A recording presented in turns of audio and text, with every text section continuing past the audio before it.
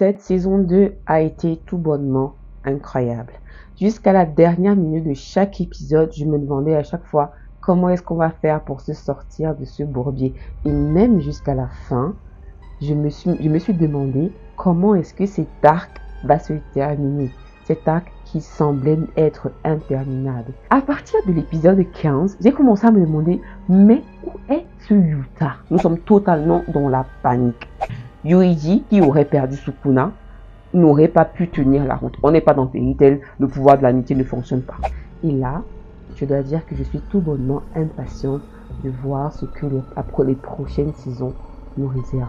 On est sur un tout autre contexte. Tout a changé du début à la fin. Que ce soit l'entrée en guerre des exorcistes contre les fléaux, l'exil de Gojo, la mise à mort de Itadori ou encore le retour de Yuta. Ça fait beaucoup pour une fin de saison quand même. Franchement, je n'avais pas prévu que cette saison 2 soit aussi rude émotionnellement parlant. Et honnêtement, selon moi, c'est une grosse réussite. C'est une revue sur la saison 2 de Jujutsu Kaisen qui, selon moi en tout cas, représente la pépite de 2023. Abonne-toi et encore merci. L'arc Shibuya a commencé il y a maintenant quelques mois et je dois dire que chaque épisode de cette saison-ci avait son lot de surprises. Et depuis que j'ai vu ce dernier épisode hier, parce que c'est sorti hier, je n'ai de cesse de me poser des questions qui me paraissaient il y a quelques semaines encore totalement improbables.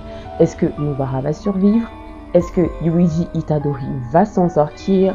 Pire encore, est-ce que Satoru Gojo va s'en sortir? Je pense que même vous en revenez pas. Même Pochita n'en revient pas. Mais si on analyse bien cet arc, le drame de Shibuya, on se rendra compte que celui-ci n'est pas si dernier que ça.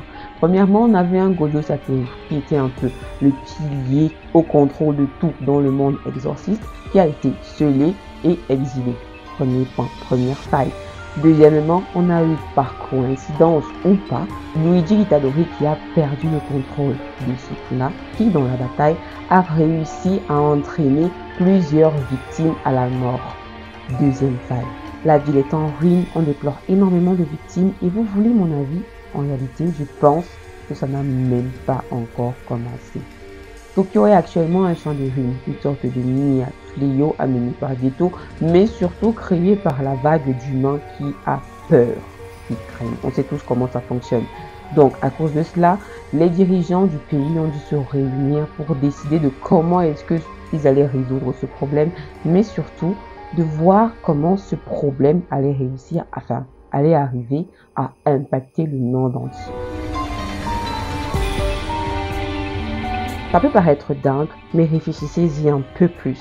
Toutes les possibilités peuvent être prises en compte dans le contexte actuel. Souvenez-vous, Geto l'a dit, les fléaux sont causés par les énergies de peur et de désespoir des êtres humains. Actuellement, le Japon constitue une sorte de nid d'accalmie qui pourrait être une menace pour l'humanité tout entière. Ce ne serait donc peut-être pas une mauvaise idée de rayer complètement ce pays de la carte. Honnêtement, avec tout ce qu'on a eu dans cette saison, la mort de Nanami, rien ne me fait plus peur. Nanami. Perso, je suis comme vous. J'aurais aimé apprécier que Nanami ne meure pas. Mais je dois dire que sa mort m'a un tout petit peu apaisé. Parce que je pense sérieusement que cette personne était fatiguée. Dans le développement de son personnage, surtout vers la fin, il m'a beaucoup fait penser à Erwin Smith de Shingeki no Kyojin. Il avait déjà beaucoup combattu, il avait l'air épuisé de ce monde, de ce travail, de cette vie. Il avait l'air d'avoir envie de vivre de paisibilité. Il avait l'air d'avoir envie d'une vie paisible. Et en plus, il est mort au combat en donnant de son mieux, en faisant de son mieux jusqu'au bout. Et pour moi, c'était une belle mort. Même si ça m'a saoulé de ouf, j'ai quand même apprécié voir Nanami mourir. J'en reviens pas de tout ce que je peux dire dans cette vidéo. Pareil pour Nobara. C'est vrai qu'on ne sait pas encore si oui ou non elle est réellement morte, mais j'aimerais qu'elle meure. En réalité, j'ai tellement été marquée par son action dans l'épisode 20 que j'aimerais que ce soit la dernière chose dont je me souvienne vis-à-vis d'elle. Ce n'est définitivement pas la fille en détresse que l'on retrouve dans des séries du genre. Honnêtement, j'ai adoré sa marque d'héroïsme dans cet épisode-là. Chapeau, merci Gege. Il y a un rapport entre Nanami et Nobaha parce que ceux-ci ont été mis de côté par le même fléau qui nous a déjà fait le même coup lors de la première saison avec Yoshino, souvenez-vous. Il s'agit de Mahito. Je suis d'avis que la fin de Mahito a été entièrement méritée. Cependant, j'ai au fond de moi ce sentiment qui me dit que sa fin n'a pas été assez substantielle, assez argumentée. On avait besoin de vengeance. J'avais besoin que Yuji Itadori lui mette une bonne traille là à ce petit être bleu. Sa fin est passée beaucoup trop vite. On va vite l'oublier. Je n'ai pas envie de l'oublier. Il nous a tellement fait mal ce personnage. Et en plus de cela, il faut avouer que sa disparition ne nous aide pas vraiment. Parce qu'en réalité, il n'a pas été exorcisé, mais plutôt avalé, absorbé par Geto, qui je le rappelle n'est pas vraiment Geto, mais plutôt une entité vieille de plus de 150 ans qui n'a qu'un seul objectif, le retour de l'âge de l'exorcisme. Et il y a quelque chose qui m'intrigue. Il semblerait que Mahito ait eu une sorte de révélation sur le personnage en question. Parce que rappelez-vous, il s'est jeté sur le Geto en question avant de dire ceci.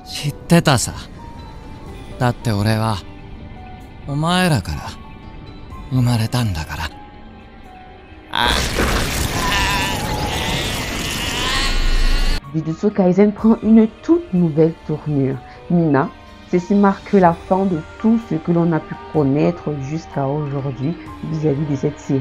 Et surtout, elle dit à toutes les personnes qui jusque-là disaient que c'était déjà vu, fuck you bitch. Lors de ce dernier épisode, on a eu une scène dans laquelle les dirigeants se sont réunis pour discuter de ce qu'ils devaient faire ou de ne pas faire de Shibuya. Et je ne sais pas si vous l'avez remarqué, mais pour moi, c'était une manière subtile, mais intelligemment bien placée d'introduire l'un des personnages phares que l'on attendait depuis le début de cet arc Shibuya, le drame de Shibuya, Yuta. À partir de l'épisode 15, j'ai commencé à me demander, mais où est ce Yuta? Qu'est-ce qu'il attend pour venir nous sortir de ce bourbier?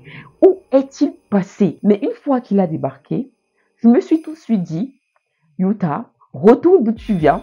On n'a pas besoin d'un problème supplémentaire. Et en réalité, si on voit les choses avec un peu plus de lucidité, on se rendra peut-être compte, avec subtilité, je peux me tromper, mais moi ça c'est ma théorie, que ce drame de Shibuya a peut-être été orchestré par Gege Akutami, bien évidemment, pour introduire le personnage phare de la série, Yuta. Réfléchissez un peu. Gojo n'est plus. Tokyo est en train de se transformer en une sorte d'anime de The Walking Dead.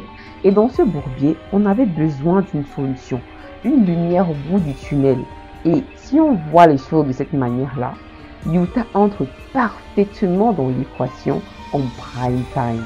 Et là, j'ai même envie de dire, est-ce que tout ce que l'on a vu depuis le début de cette série n'aurait eu pour seul réel but que l'introduction de ce personnage? Est-ce que Yuta ne serait pas en réalité le véritable personnage principal que l'on attend depuis le début? Qui a dit que c'était Itadori? Qui? Parce que cela tient la route lorsqu'on y réfléchit. À tout moment, Yuji peut mourir. Nous sommes totalement dans la panique. Sukuna peut prendre possession de quelqu'un d'autre, Geto, Megumi. Parce que rappelez-vous, depuis la première saison, Sukuna a une affection, un intérêt particulier pour Megumi, qui, on l'a découvert dans cette saison, est un représentant, un descendant du clan Zenin. Donc, d'après les statistiques, d'après ce que l'on peut imaginer, je dirais que Sukuna est intéressé par le corps du Megumi qui pourrait représenter le réceptacle parfait pour une résurrection parfaite. Et imaginez que l'on se retrouve dans ce cas de figure. Gojo n'étant plus là, Yuta représente notre seul espoir parce qu'il ne faut pas se leurrer. Yuji, qui aurait perdu Sukuna, n'aurait pas pu tenir la route. On n'est pas dans Fairy Tail, le pouvoir de l'amitié ne fonctionne pas. Arrivé à ce stade de la vidéo, je souhaite donc dire un petit coucou à toutes ces personnes qui n'ont pas vu le film Jujutsu Kaisen Zero, qui se disaient que ça n'a rien à voir avec l'histoire originale. J'espère que vous allez bien. Cette nouvelle perspective, ce nouveau départ pourrait aussi être un moyen pour nous de découvrir comment Rika, cet esprit qui donne son pouvoir à Yuta, a fait pour devenir aussi forte. pourquoi elle est aussi forte. Et peut-être aussi ce serait un moyen, enfin j'espère qu'on pourrait aussi nous prendre un petit épisode de souvenir où on pourra présenter le combat Geto contre Gojo. Nous, on veut voir la bagarre, c'est pour ça qu'on est là. Il y a tellement de choses que l'on aimerait savoir, que l'on ne comprend pas encore. Et je ne sais pas, j'ai cette sensation désagréable qui me dit au plus profond de moi que le véritable bourbier n'a même pas encore commencé. Est-ce que vous sentez la douille venir même? J'aimerais vous poser un peu une question. J'aimerais que vous discutiez un peu avec moi en commentaire. Est-ce que vous pensez que Yuji Itadori va survivre jusqu'à la fin? Honnêtement, avec tout ce qu'on a vu, moi je m'attends à tout. Moi je voudrais savoir si vous pensez que si ce personnage va survivre jusqu'à la fin de la série. Les paris sont ouverts. Je partagerai l'argent de la rémunération de cette vidéo avec les personnes qui auront répondu, qui auront eu la bonne réponse. Donc, je vous fais gagner de l'argent dans cette vidéo. On n'aura peut-être pas la fin l'année prochaine, mais souvenez-vous, plus la vidéo dure, plus la cagnotte augmente et plus vous gagnerez plus. Donc, parlons un peu du côté graphique de la chose, qui est la série animée par la maison MAPPA, la célèbre maison MAPPA.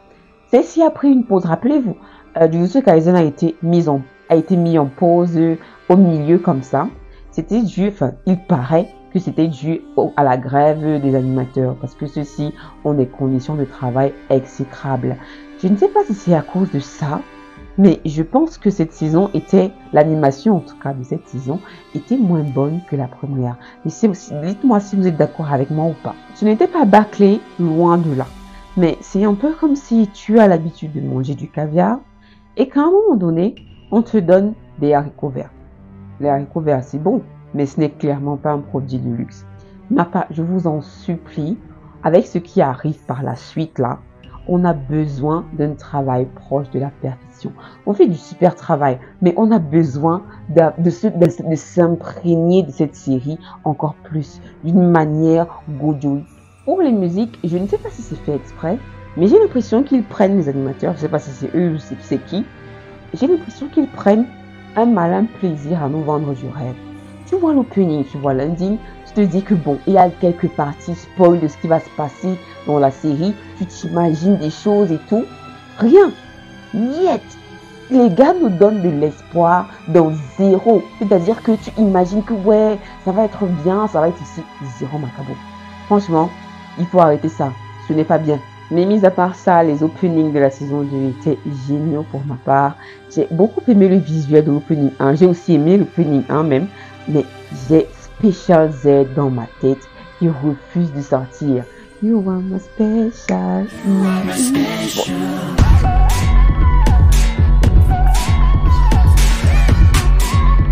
Je vais pas aller jusqu'au bout parce qu'on risque de me râler dans cette vidéo. Ce serait dommage parce que je suis censée vous faire gagner de l'argent avec. Gege Akutami est l'auteur de Jujutsu Kaisen. Et même si on n'a pas encore vu son visage, honnêtement, moi je lui tire mon chapeau parce que c'était une saison incroyable. La série, c'est clairement une dinguerie. Chaque épisode de cette saison a minutieusement été pensé pour nous entraîner encore plus profond dans ce train de l'infini. J'ai vu des gens se moquer de Jujutsu Kaisen sous l'un de mes posts en disant que c'est incohérent. J'ai pas répondu. J'ai kiffé et j'espère que vous aussi. J'attends avec impatience la suite, même si en vérité, je ne peux pas attendre. Je vais clairement acheter le manga. Je ne suis pas du tout patiente. Désolée, mais je ne peux pas attendre. Et puis, c'est cool aussi de faire partie de l'élite. Bref, merci de m'avoir écouté. Si vous avez aimé la vidéo, n'oubliez pas de liker et de vous abonner. Moi, je vous dis à la prochaine, bande de gens. D'ici là, portez-vous bien. Bye. Dis bye bye, Pochita. Bye bye.